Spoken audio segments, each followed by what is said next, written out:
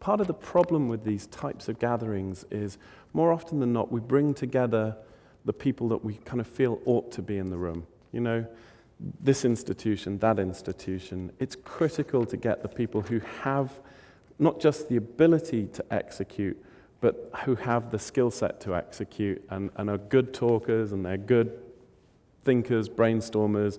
You don't want dream stealers in the room. You want people who are going to creatively and positively move a discussion forward. Creating an innovation experience. Essentially, that's what we're exploring here. How do you create an innovation experience? This isn't an event. You should not be being spoken to. This has to be an innovation experience. Part of it is co-design. The real trick to this is, if you have a bright idea, and I'm time sensitive here, but government goes to the for-profit, non-profit sector and says, hey, we've got a fantastic idea for how you should do your business, and they say, we're not interested. Similarly, corporations, companies, investors come to government and say, hey, we've got a fantastic idea for how you should do your business, and they say, we're not interested. Co-design on a complex system deal is as simple as having people at the table together working out how to do the deal. And the reference point is, I have this idea, that's not going to work for me, but this is going to work for me. So to have you all mixed up, mixing it up, brainstorming together, co-designing together, things start to happen. Number one, we actually get much more quickly towards ideas that could work. Number two, we lose that not invented here syndrome. You know, how many times internally within a company, externally within a company or an institution do you get hit with that, well, this will never work. If they were at the table making those decisions, making that design, they will respond much better. So get them in, get them co-designing with you. Harvest. You can go through these processes and harvest information, harvest ideas, and so on.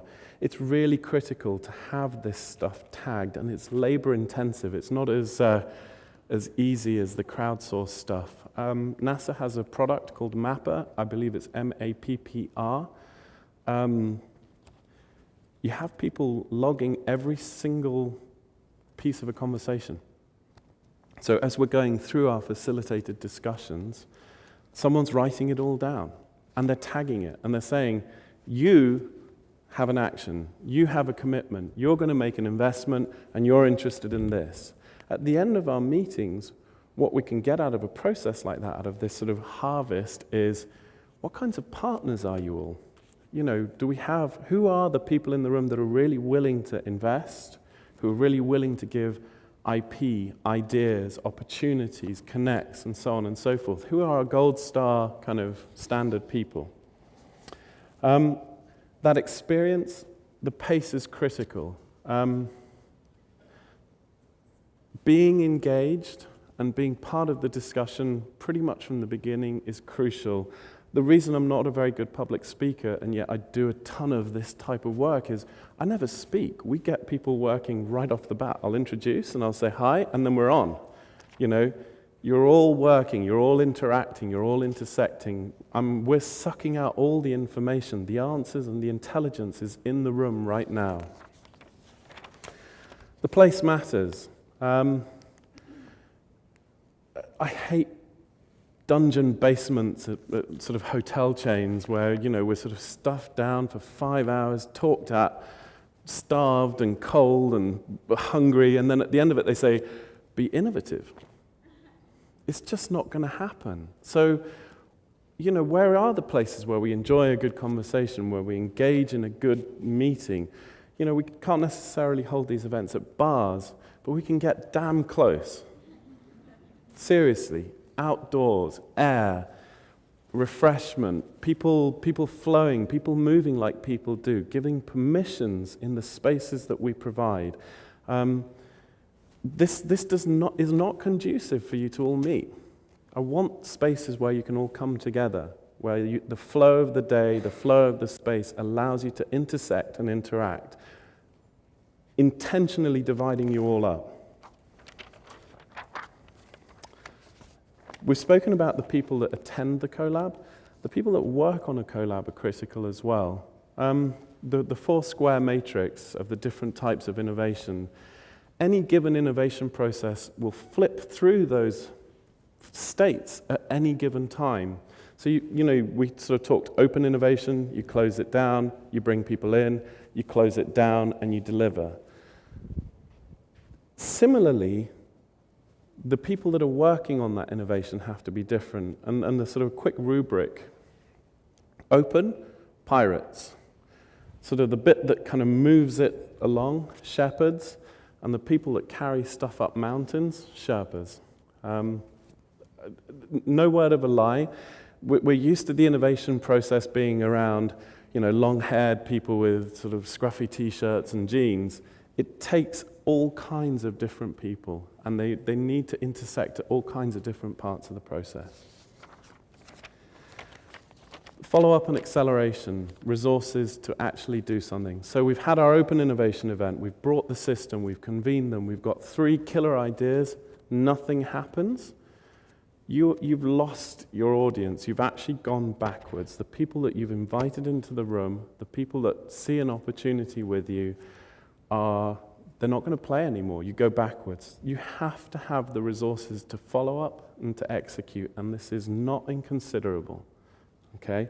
It is staff time, it is team time, it's investment, it's research and development, especially in your given fields. Role of technology, as I mentioned just quickly, it's harvest. It's information harvest, it's knowledge harvest, it's mapping the networks, and then it's mapping the value of that network. You create a persistent asset if you do that. Even if a collaboration or an innovative process doesn't end up with a product, you've got an asset for your institution, which is, here are the 200 people that we worked with. And of those 200, by the way, here are the 20 who are really worth working with in this given field. So to recap, you do it with big deals that you can't get your hands around, multiplayer challenges. It has to be a big deal, otherwise it is not worth the investment of time. You do it where you have to co-design and where you need to sort of transcend that not invented here type syndrome. You do it where the players really need coordination. Oftentimes that's in emerging markets, let's say clean tech or healthcare innovations and so on and so forth, where there are very clearly marked out and understood marketplaces. This isn't necessarily the right approach in your toolkit. New markets, new value offerings. We've done a ton of work between government and for-profit, all sorts of agencies, all sorts of countries. And I want to close, and I know I'm running over time, so I will be tight here, with some key lessons about working between government and the private sector. It's not uniquely how we work. We'll sometimes work within companies and sometimes work within investors, but this specific scenario you're about to enter into. Institutions are like suits. They've got many pockets. Knowing who to talk to is critical. I've been to a government agency and been flat out told, we do not do private equity, ever, the end. And then you go to the office next door, and I'm not kidding, the office next door, and they go, oh yeah, we've got a mechanism for that. So do not expect that either in the corporate sector, the investment sector, or the government sector that there is a sort of a transparency of information. You have to do a lot of that work yourself. Unfortunately, keep asking the question, keep digging. There are ways around this stuff. The government is a treasure trove of incredible financial innovations and tools and services, and different agencies have different abilities to do different things. It can be worked out. You just need to know the right people and connect to the right people to make it happen. Do not underestimate the incredible importance of this challenge authority. It's going to be huge, and as a company, explore it, because it's changing the game in terms of how government can set up its investments and can set up its rewards rather than sort of stacking it up the front and being predictive. They can reward results. We've started seeing companies line up with government on those sorts of rewards as well. And I think that's fascinating. You know, government saying, if you build it, we'll come. And companies are saying, yeah, us too, which is very interesting. Focus on the roles that you do. I'm almost loath to call what we do innovation, because really all we're doing, and it kind of speaks to a lot of what the previous speakers have said, is repackaging what you're already doing in a different context. It's not so much innovation as sort of new context rollout of core competencies. If you find yourself in a collaboration with a government agency doing something utterly wacky, don't do it. I've seen corporations try and do philanthropic things. I've seen governments trying to take on a business role. You know, dogs bark, cats meow. Let's, you know, good collaborations keep everyone barking and meowing in the same direction. Just different contexts, different places. We mentioned the capital layer cake. That is a huge, huge opportunity on both sides. So as much as it applies to government, so it applies to the private sector. In one of the presentations, the Gates Foundation was mentioned. People are stitching together money in a very interesting way to get these system collaborations to work, especially when there's an impact at the end of it. Tradable commodities. The majority of these collaborations fail because they start in a single place. They start with one person going to another and saying, have you got money for my idea? And typically, the answer is no, which can be utterly confusing for the private sector when approaching government because, you know, this program has $200 billion, blah-de-blah-de-blah, and then you've asked us to be your partners. We come in and talk to you about money, and you say, oh, I've got no money. The program's got $200 billion, but it's all earmarked. I like to talk about the 4 C's. There are other tradable commodities, and oftentimes money is the last one you should explore. Capital. Capacity. They might not be able to give you money, but they can do research, or they can do technical due diligence, or provide support, or provide all kinds of different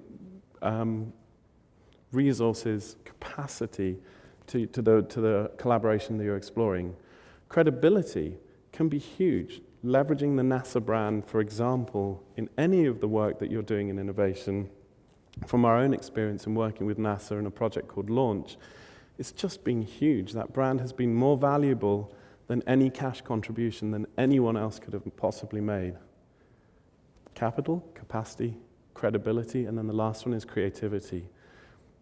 I think this room exemplifies that. The creativity of different ways of approaching communities, leveraging community, leveraging open innovation. Again, can be more valuable than cash. So if you can actually sort of focus your discussions and interactions on those 4 C's, you can get a much more valuable result. The last point I will make is we've been doing this for 10 years and people want to do it. People want to play. There is a real energy for collaboration. We do this work in China, in India, in Africa, in Latin America, and domestically. And everywhere we go, when we bring that system together, the reaction has been incredibly powerful. People really want to engage. So with that, thank you very much.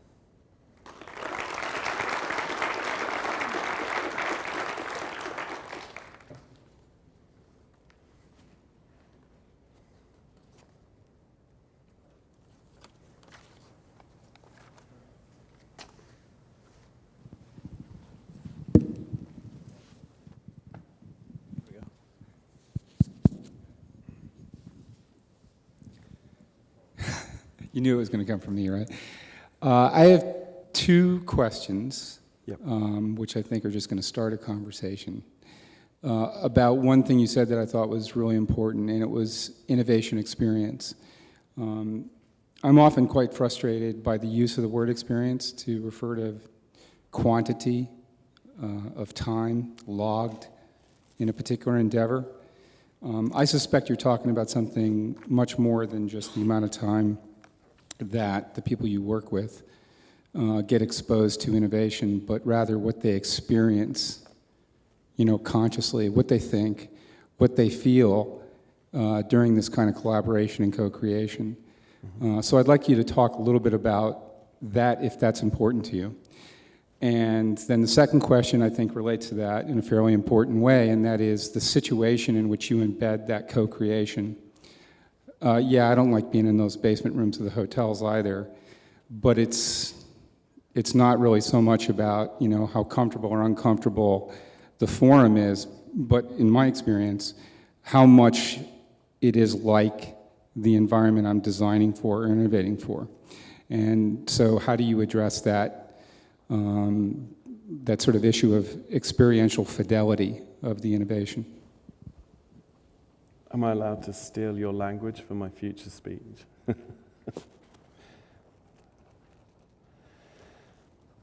Let me play back the question. The innovation experience in terms of how people feel and think, what you're asking is how important is that in how you design it, and what are the dimensions of that?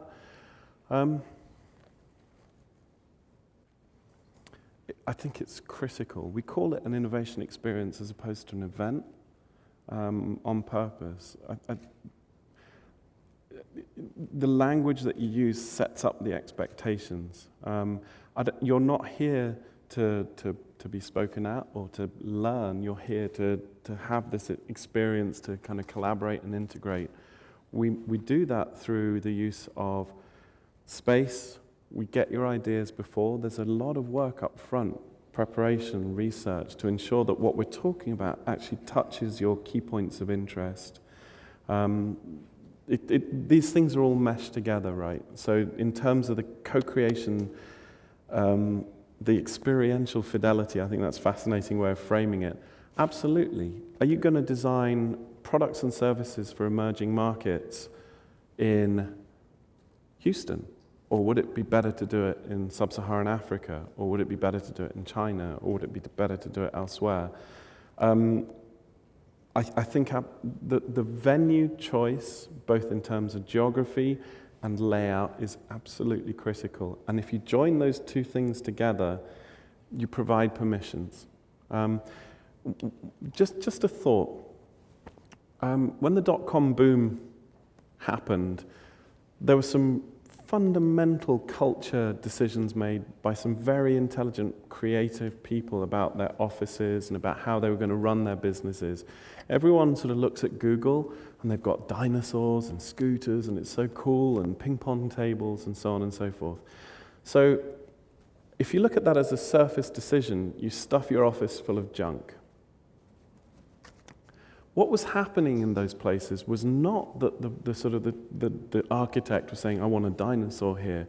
It's that the spaces had permissions in them. These are cultural decisions that then gave people permission to say, hey, let's have scooters, let's have dinosaurs, let's have whatever the hell we like.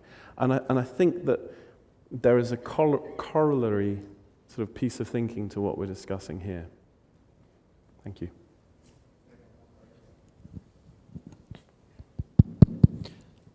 Hi, my name is Jacob Cordova, and I'm the president of the Engineers Without Borders chapter locally here for Johnson Space Center. The question I had is in relation to something you mentioned earlier. I've had a chance to go to a few conferences like this, and one of the things I look for is what next? What happens after the conference? And so you had mentioned that sometimes you can lose attendees or lose interest if a year later nothing has developed. So what I'm going to ask you is, what kind of examples have you seen that can be embedded into a conference, or that can be planned out in advance or followed up on later to ensure that the ideas that get generated do in fact get run with? Are there metrics that you specifically look out for? Is there a procedure that you have seen work well in the past? And how can others benchmark that?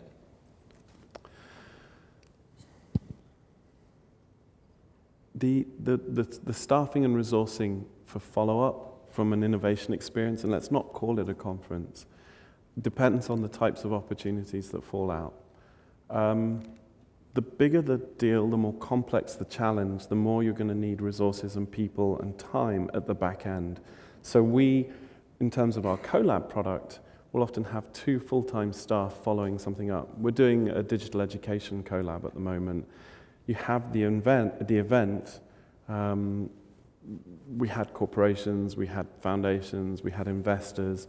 There was follow-up with almost every single person in the room, 30 or so people, and there were 2 or 3 specific deals that we narrowed down to. That's going to be a 12-month follow-on process to get those deals pushed along and closed out.